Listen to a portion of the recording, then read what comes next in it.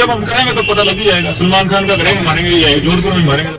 সালমান খানকে হত্যার চেষ্টা দীর্ঘদিন ধরেই করে চলেছে সন্ত্রাসী দলটি। সর্বশেষ চলতি বছরের 14 এপ্রিল নায়কের বাড়িতে হামলা চালায় 2 অজ্ঞাত ব্যক্তি।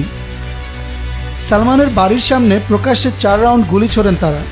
এই ঘটনায় প্রত্যক্ষ জড়িত 2 আসামিকে গ্রেফতার করেছে পুলিশ। গ্রেফতারের কিছুদিন পর এক আসামি আত্মহত্যা করেন। এমন পরিস্থিতিতে হাল ছাড়েনি মুম্বাই পুলিশ, চালিয়ে গেছেন তদন্ত। ভারতীয় সংবাদ মাধ্যম হিন্দুস্তান টাইমসের একটি প্রতিবেদন থেকে জানা যায়, পুলিশ এ ঘটনার নতুন চার্জশিট পেশ করেছেন, যেখানে সালমানকে হত্যার প্ল্যানে 5 জন অভিযুক্তের নাম উল্লেখ করা হয়েছে। পুলিশি জিজ্ঞাসাবাদে তারা স্বীকার করেন সালমান হত্যার মাস্টার প্ল্যান। অভিযুক্তরা জানায়, সালমানকে মারার জন্য বিষ্ণুই গ্যাংয়ের সঙ্গে তাদের 25 লাখ টাকার চুক্তি হয়েছে। এই চুক্তি অনুযায়ী হত্যার পরিকল্পনা চলেছে 2023 সালের আগস্ট থেকে 2024 সালের এপ্রিল মাস পর্যন্ত। অভিযুক্তরা আরও জানিয়েছে, পরিকল্পনা অনুযায়ী পাকিস্তান থেকে এই গ্যাং বিভিন্ন ধরনের অস্ত্র এনেছে।